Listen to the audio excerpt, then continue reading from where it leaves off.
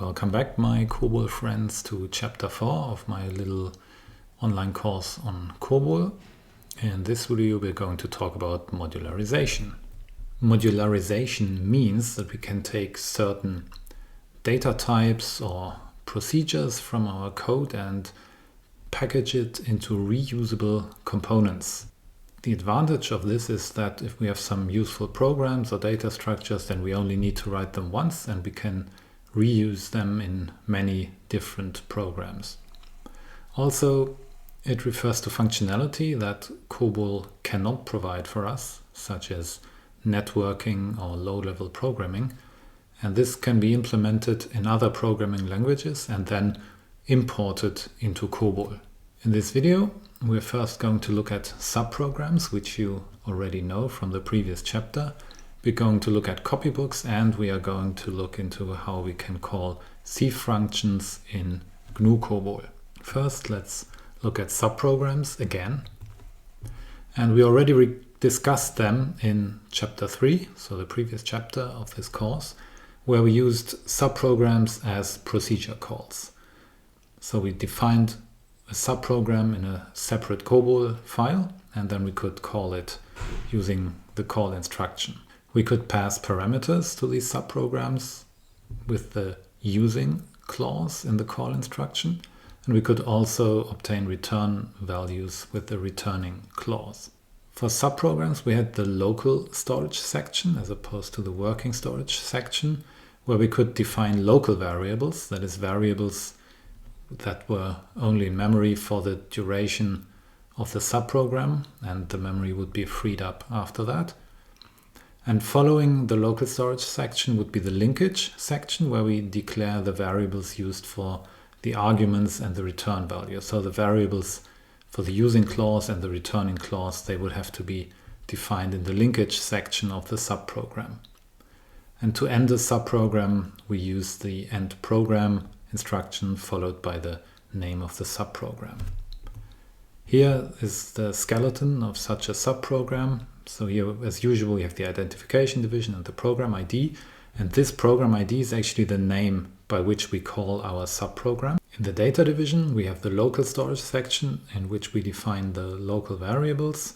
So this corresponds to the working storage section, but as I said before, only for variables that will be removed from memory once the subprogram is done. And here in the linkage section, we define arguments and return values.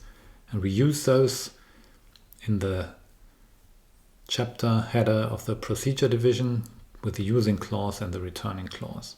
And finally, we have end program, my subprogram, once we reach the end of the subprogram. There are two ways of creating subprograms in COBOL. One is a statically linked subprogram, and that is one that is compiled and whose binary is included into the same executable file as the main program. One advantage of that is that the static linking creates a standalone application that can be run on any system which has the correct architecture for our compiler without having to rely on the presence of additional libraries on the system. A disadvantage is that the resulting executable file is larger than a so-called dynamically linked one, which we will discuss in a moment. And also, if our subprogram is used by multiple applications and we all link them statically, then the same code for this particular subprogram has to be loaded into memory multiple times, namely for each instance of a program running this subprogram. In GnuCOBOL, as we've already seen in the previous chapter, we can create binaries with statically linked subprograms with the following command. So copc, our compiler, -x to create an executable, IBM standard. And here we list the different COBOL files, so for our main program and our subprogram. And -o gives us the name of the executable file that is going to be created. I will quickly review this with an example, and I will just reuse the example I had in the B-side video for chapter 3, where I created a subprogram that would produce a pretty print of a matrix on the terminal. Here we are again in our generate matrix main program. So this was the one that called the subprogram. And the main data structure was this one, where we had the matrix as a table with 2 indices, and then we had the number of rows and number of columns, some auxiliary variables. And what happened essentially was we created a matrix with random entries. We dumped it as a raw COBOL table to the display, so just to see how ugly it can look if we do not formatted it. And then we had this part here where we called our subprogram, which is called pretty matrix, using rows, columns, and the actual matrix as arguments. And this subprogram pretty matrix was implemented in the pretty matrix file. So this is what it looks like. Again, we have some auxiliary variables in the local storage section, and in the linkage section we have the same data structure for the matrix as in the main program, and the 2 variables for the number of rows and number of columns. And here we pass them as arguments to the actual code in the subprogram, and here's a lot of slightly complicated code to print it nicely to the terminal. But now I just want to show you again how we compile this and that it actually works. So we use our COBOL compiler, create an executable standard to IBM. We use our main program and our subprogram, and the executable file will be called after the main program.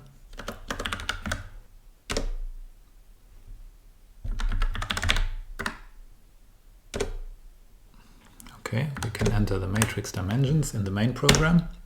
We dump the raw matrix content, and now we call the subprogram to create this pretty terminal output here. And that's it. So this is what we already did in the B-side to chapter 3, and I just recalled this to show you that it actually works. So this is the statically linked subprogram. And when there's something static, then there's usually also something dynamic. So there are also dynamically linked subprograms, and these are essentially libraries that can be loaded into memory independently of an application using it. If an application contains a call to a function in such a dynamically linked library, then in the application's binary there will be a so-called stub with the function's name. And when we actually call a function from this library, then this stub will be replaced by the actual address of the function in memory. So what happens is the library gets loaded, then the functions in the library get assigned a certain address in memory, and when we call such a function from the main program, and the first time, then we replace this stub by the actual memory address for the corresponding function. And dynamically linked subprograms have some advantages over the statically linked ones. So applications that use dynamically linked subprograms do not need to include their code into their own binary files. So the applications themselves become smaller. Then many different applications can use the same dynamically linked subprogram, so it has to be loaded into memory only once. Further, subprograms can be updated without the need to replace the whole application. So if we update a subprogram, then we don't need to recompile the main application or any other parts of it. That makes it much easier to employ updates for an application. To run an application, on the other hand, that depends on a dynamically linked subprogram, we must ensure that this subprogram is available on the system and that it is also located at a position that is within the application's library search path. So the application must be able to find this subprogram. Now, suppose we have a COBOL main program, main.cob, and 2 subprograms, subprogram 1 or subprog1.cob and subprog2.cob, or possibly even more. Then we build a dynamic link library out of one of these subprograms with the following GnuCOBOL command, so copc, our compiler. Now we use -m, not -x. Again, standard equal IBM, and then just the name of the subprogram. And this will automatically generate the dynamic link library. So on macOS, that would be the file subprog1.dylib, or on Linux, it would be the file subprog1.so. Here, it is crucial that the file name of the subprogram matches exactly its program name that we specify in the identification division, because this program name will be used to look up the dynamic link library at runtime. And if the file name and the program name are different, then the COBOL main program will not know which file to actually look for and which file to load into memory. If we want to build a dynamic link library with multiple subprograms, then we can use the same command and simply list multiple subprogram files here. And what we can also do is we can take multiple subprograms and combine them into the same dynamic link library. So for that we use copc -b, standard IBM, and then again just a list of the different subprograms. And the resulting library will be named after the first subprogram listed here. And finally, a main program using any of these dynamic link libraries must be able to find them in its library search path. And to guarantee this, we set the environment variable ld_library_path to include the current working directory or whatever other directory we might save our libraries in. So that's the command export ld library path equal to, and then here whatever path points to your library files. And then we compile the main program with the usual command copc -x -standard equal IBM main program.cob. And you see there's no reference to any libraries here whatsoever. So that is because when the main program runs, when its executable runs, it will look for the files by the name of the subprograms given in the call instruction. Now let's see how we can recreate our pretty print matrix example with dynamic subprograms.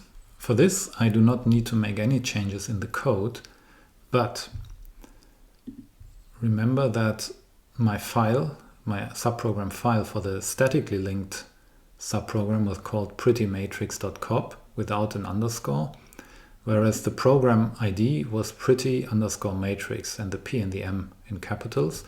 So if my main program makes this call here, call pretty_matrix, then it expects a file with exactly this name and the file ending .dylib. So I need to first rename my subprogram into pretty_matrix.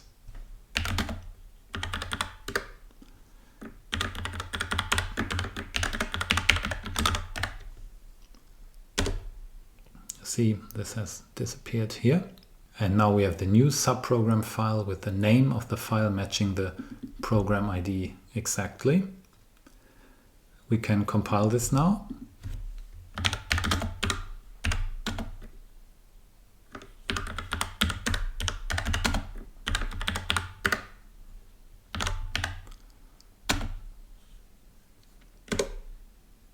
Yeah, we get some warnings, but they will not really affect us.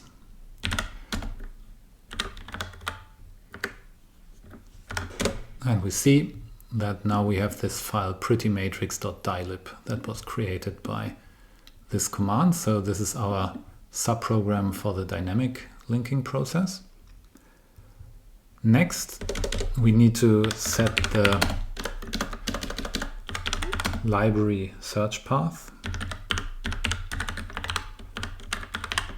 And yeah, given that I'm just working in this directory here and my library is in the same directory, I just use the dot for the current directory. And now I can compile.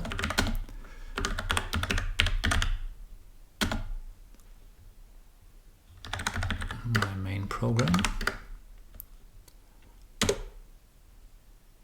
Okay, so this will now look dynamically for the file prettymatrix.dylib, and it works if we actually, if the program still prints out the nice matrix. So we can again enter the dimension for our matrix, get the raw data dump, and indeed it still works. So again we call the pretty matrix routine, but now from the dynamically linked library or the dynamically linked subprogram.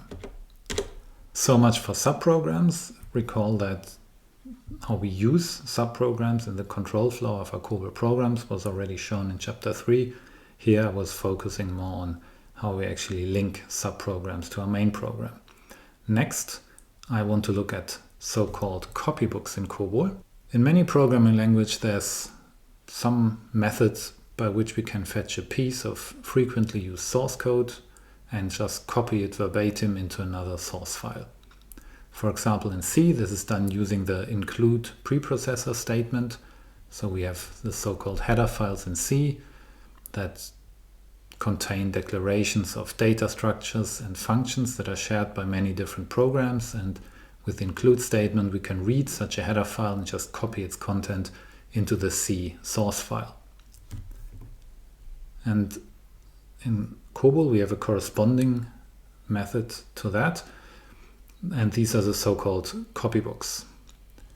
So copybooks are just text files containing pieces of code or data that are meant to be reused in other COBOL source files. And we can include them or copy them into our COBOL programs using the copy instruction, followed by the name of the file, or the copybook, as we say. So this is copy, quotation marks, my copybook.cpy. So this would be the name of the copybook file. And this reads the file, the complete contents of the file, and copies them into the COBOL source code at the position where this copy statement is located. And the most common application for such copybooks is to store lengthy definitions of data structures in them so that they can be reused by several subprograms within an application.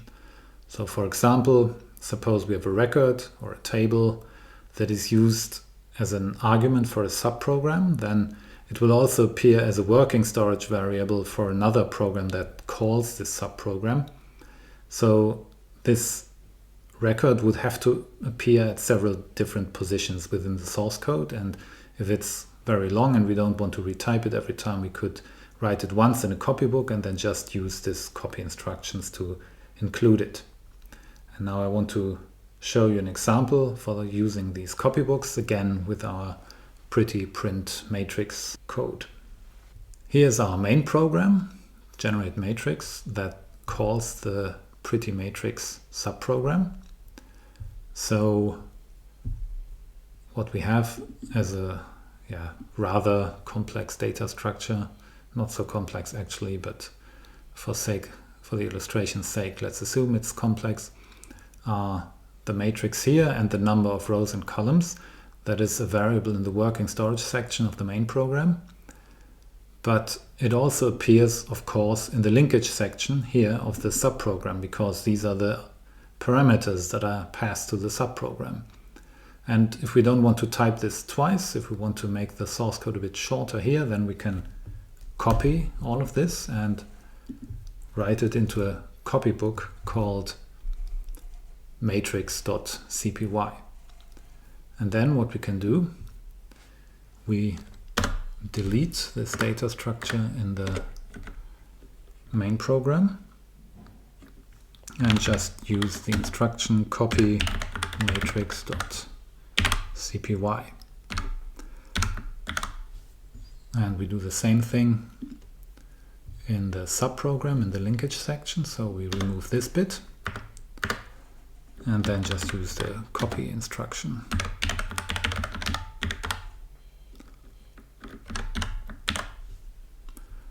Now let's see if this still works. And just to keep it short, I will use the static linking for this subprogram now. So minus X.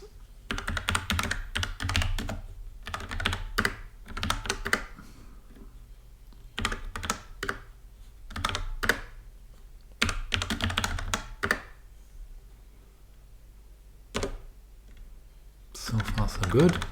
Let's test it if the program still runs. Yep, so this must have worked. Our program still works, and by that we can conclude that this copy instruction indeed took the data here from out of the copybook and just pasted it verbatim at these two positions here in the sub and in the main program. The copy instruction we just saw simply takes the full content of a given copybook and pastes it into the source code. Now sometimes we would want to have a lot of different data structures that we would like to copy into the source code, but not all at once and not all at the same positions. So what we can do is we can build libraries of copybooks, which are nothing else but directories in your file system that contain multiple copybooks.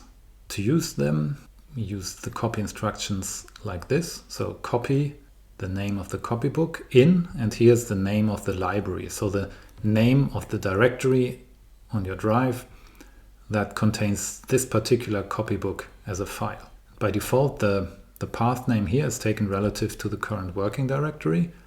So if you want to use an absolute file name, directory name, you of course have to precede it by a slash.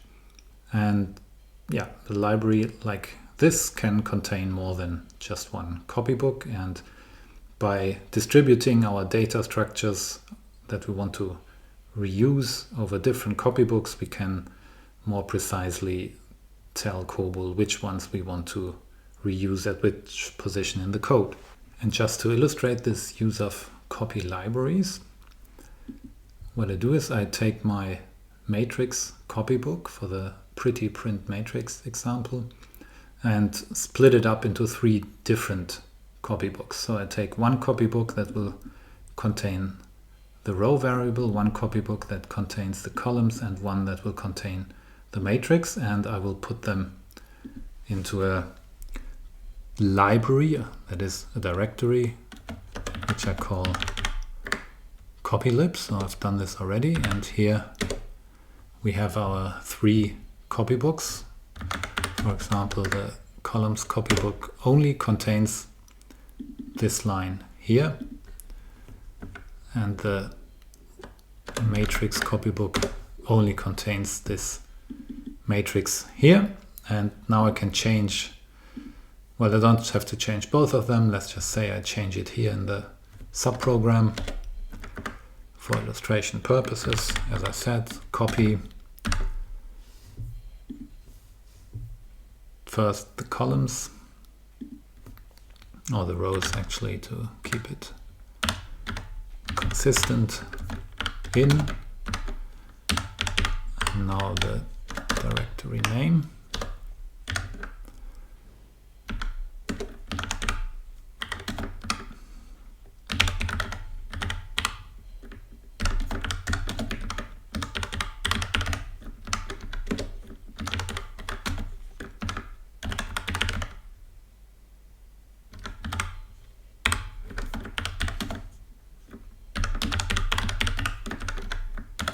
And this should have exactly the same effect as this single instruction here, where this still refers to the copybook we had in the beginning in our main application directory, and these refer to the copybooks contained in the subdirectory copylib.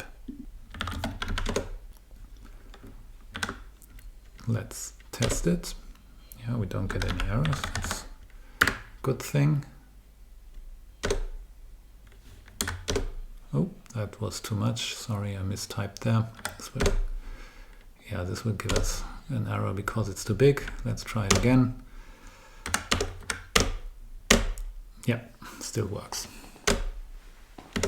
One nice thing about the copy instruction is the possibility that we can replace the name of one of the data structures that we copy into our main program by using the replacing clause in the copy instruction.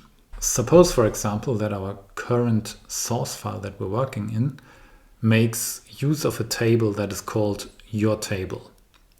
And this your table is identical as a data structure to a table called my table defined in some copybook. We can still use this copybook to import the table for your table by using the copy instruction the following way. So copy, the name of the copybook, and then replacing my table, so the part that we read from the copybook, by your table, so the name that we actually need in our current source program. And that way we can import something from the copybook and give it a name that fits our current source code. In the last section, we are going to look into how we can call C functions from COBOL when we use the GnuCOBOL compiler. Now you may be wondering, with COBOL being the awesome language that it is, why would we even need to call programs written in a different programming language? Well, believe it or not, there are things that COBOL is not very good at. So one example being that COBOL might not be very fast, at least not compared to other compiled languages. For example, in GnuCOBOL we have a somewhat bloated runtime. We decompose every data structure into single bytes, so that is not conducive for fast performance. So if we have some computationally expensive code, it might be better to write it in a faster language. It would be usually Fortran or C, and then call this code from the COBOL program.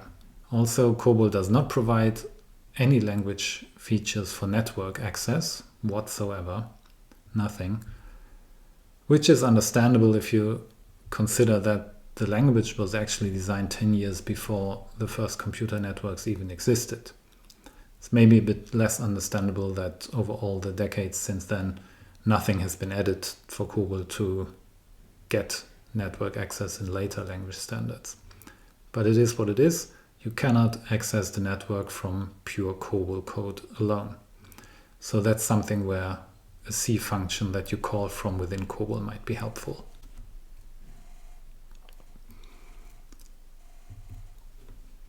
So, which languages would COBOL naturally interact with? Historically, that would be Fortran or PL1, mainly because in the early days of COBOL, those were the only other higher programming languages that were around. In modern days, it's a bit different.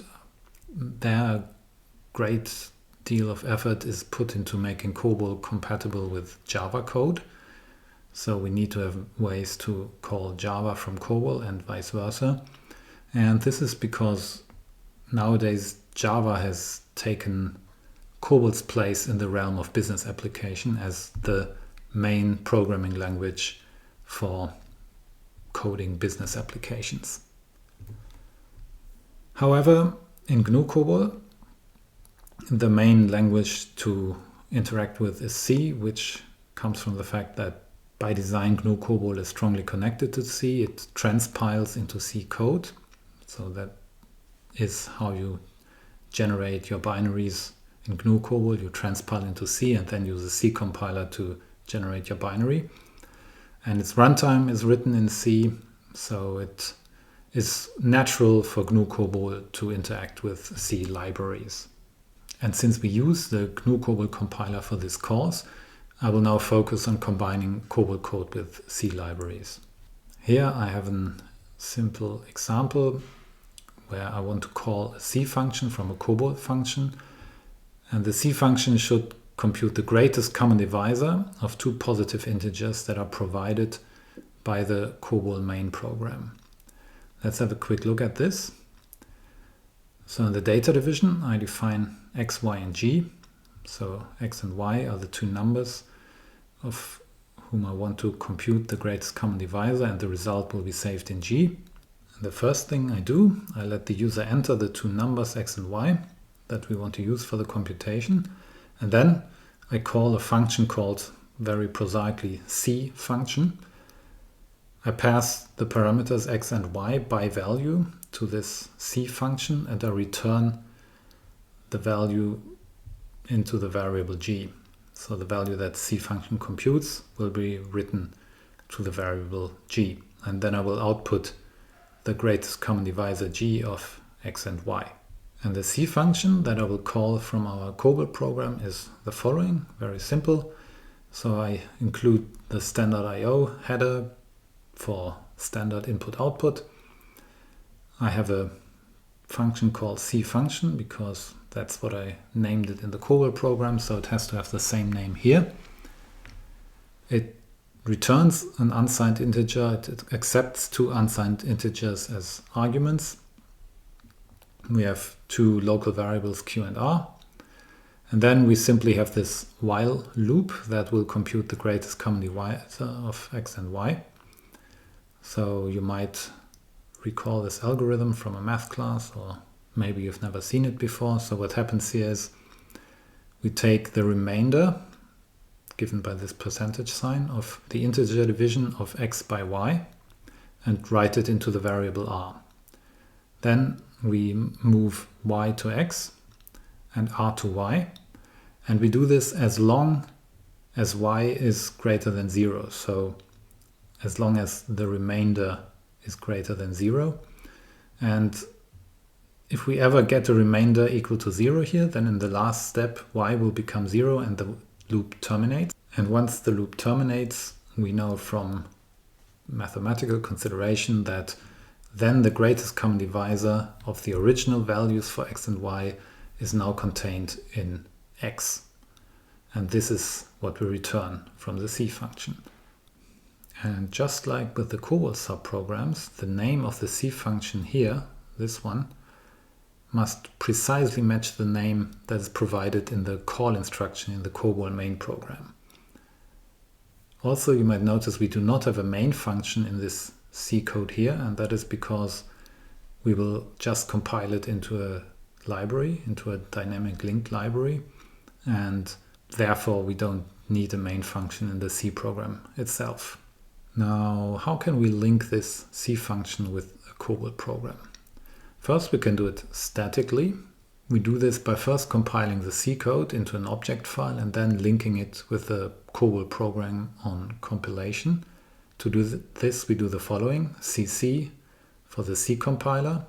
That could be, depending on your system, either Clang or GCC or maybe something completely different, with the argument -c. Then C function, C underscore function dot C. So let's say this is the name of our C program. And then copc -x, standard IBM, gcd.cop, our main program. Then the object file that was created here, so with the ending .o, -o, and this is the name of our executable GCD. That way we statically link our C function into our COBOL program. We can also do this dynamically, so we create a dynamic library out of our C program and then link it with our COBOL program at runtime. To do this, if we are on macOS, we use this command here, cc for the C compiler, -dynamiclib, the name of our C source code file, -o C underscore function dot dylib. So again, we create a dylib file in this way, and that one can be linked dynamically to our COBOL program. On Linux, we would use the following two commands: cc -c, fpic, which is for position independent code. So this is required for dynamic linked libraries. C underscore function, our source file, -o C function.o. Again, we create an object file. And then we use this object file in the following: cc -shared C function.o -o C underscore function.so. So here so is for shared object, which is the Linux name for dynamic linked libraries. In either case, we compile our COBOL program as usual with copc -x, and then at runtime it will pick up our dynamic link library. Let's try this out. Here's our COBOL main program, exactly like we saw it on the slides just a few moments ago. We will call C_function. Here's our C program. And one thing you might notice, I included a print instruction here just to check that we really reach the C code. So I will just output this string here to indicate that we are actually now running a C program.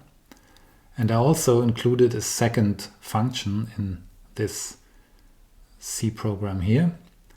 So my dynamic link library will actually include C_function and C_print. And this one, just prints another greeting from, or other goodbye from the C library. But at the moment we don't care about this one. We only care about this one. And let's compile it. CC dynamic lib. So I'm just doing the dynamic link library now.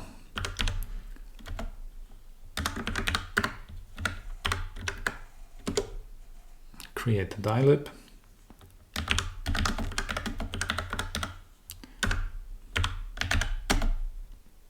I compile the main program, GCD. That worked. Let's try it out. Okay, enter the first number, let's say 12. Second number, let's say 8. So the GCD of those two should be 4. And indeed, so we get our congratulations. You just call the C function. So we know we actually reached this part of the code. And then, again, in COBOL, we print that the GCD of 12 and 8 is 4. That means the value that was computed here and returned here by this instruction was picked up here in the C function call in COBOL, and now we can use this value and print it here. So that worked very nicely. And as I've just shown you, the C library file can contain multiple functions. So we had this function C function, and then I had the function C print. And here, there's something you really need to be careful with. It is important that the first function from this library that is called by the COBOL main program has the same name as the library file. Because by having the same name, COBOL knows which file to look for, and then it will load this library file into memory. And only once it's loaded into memory, you can call the other functions contained in this dynamic link library. One curious thing about is that apparently GnuCOBOL does not care about upper and lowercase letters of the file name being correct. So up to that, it has to match the name of the first function from this library file being called in your COBOL program. So let me demonstrate that for you. Here in our COBOL program, I will simply make a call to the other function in my C file, to cprint, so this one down here. And of course cprint is not the same name as the name of the file, because this is C_function, and the first function is also called C_function, although with a capital C rather than a lowercase c here. But as I said, this doesn't matter. But cprint does not match the file name. So when COBOL wants to call this, it doesn't know where to find it, because we haven't done this function call, and only in this function call do we actually load the correct library. So let's see that I get an error when I try this. I only need to recompile the COBOL program because I haven't changed anything in the C program. Okay, this worked. And yeah, I get an error. Oops, cprint not found. But if I move this from here to the end, then I will not get an error. Then this will just work and print out this goodbye message. Because here I've called C function first, which means I load the correct library file, and then the other function contained in this library file is also known to the COBOL program. Let's try this again. Compile. run. See, it works. So GCD is 1, and indeed at the end we get our goodbye message from C. So this function here has now been correctly called from COBOL, which again was only possible because I called the other function whose name matches the library's file name first. In this example you saw that we passed some arguments from COBOL to C, two numbers x and y, of which we wanted to compute the GCD, and they were passed by values. Now there are two ways to pass arguments to a function in C. First, by value, that is, you just copy the value of the given variable to a local variable in the function, or you pass them by reference. That means you give a pointer as an argument to some data structure, which is nothing else but handing the memory address of your data structure to the C function, and thereby the function has access to the original data structure. So when you hand an argument by reference and it is somehow changed in the function, then the original data structure will be changed even after the function returns. So when we call C functions from COBOL, we have to use the using clause in the call instruction together with either by value or by reference to pass parameters in the proper way. So obviously, if we have using x by value, then the value of the variable x will be passed as a parameter, but not a reference to x. So if we change the value of x in the C function, then the original x will not be changed. And if we want to give an argument by reference, then we use using x by reference, and this passes a parameter in the way that a pointer would in C. So yeah, whenever your C function expects a pointer as an argument, you would use by reference. And you may recall that in COBOL we also had the using x by content, which made a copy of x and then would pass the pointer to the copy to the calling subprogram or the called subprogram. This does not work with C programs. So do not use by content when you're calling C functions. I'm not quite sure why it doesn't work, but I've tried it and it just gives garbage output. Also, quick reminder, this by value is only to be used with C functions. You should not use it when calling COBOL subprograms. Another thing about the arguments that we pass from COBOL to C is that they have to have the matching size in bytes as the required arguments for the C function. So if we pass data items from COBOL to C whose size in memory does not match the expected size of the arguments for the C program, then we have to consider the state of our C function to be undefined, because we have no idea of knowing what the C compiler will actually do with these data items and where they will end up in memory. Now the sizes in bytes for the fundamental data types in C depend on the particular compiler, even though most compilers adhere to the same convention, given that they are made for the same architecture.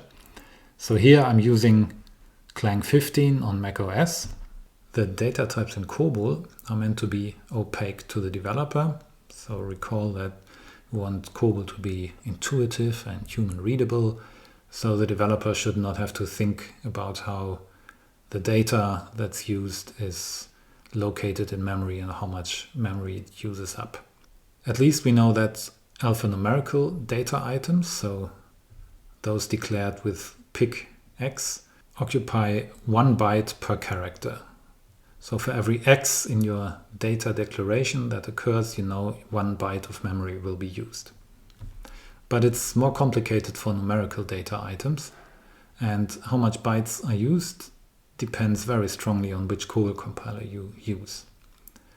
Now here we are adhering to the IBM COBOL language standard, and for IBM compilers we have the following table of which data items occupy how much memory, and here the corresponding C types.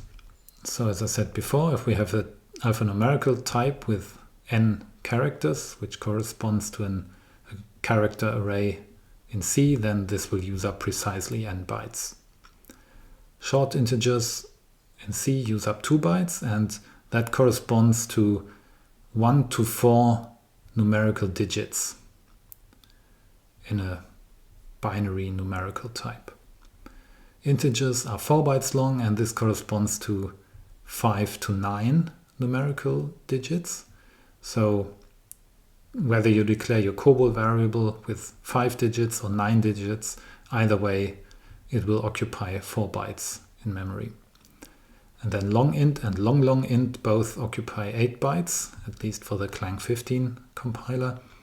And that corresponds to binary numerical types in COBOL of 10 to 18 characters. And floats and doubles are standardized to be either 4 or 8 bytes long, so this is consistent in C and in COBOL. So comp1, comp2 are the types corresponding to floats and doubles in C. But it does get much nastier when we actually pass C structs as arguments. So when we have to create a data structure in COBOL that corresponds to a struct in C, and then we would pass this by reference to the C function, because here the C struct might not neatly decompose into any of these types here that we could just assign values to. But we might actually get into the situation where we have to set values of individual bytes within this C structs, and we would have to set these values with non-printable characters. If all the characters were printable, then we could just use the alphanumeric type easily and assign the value as a string.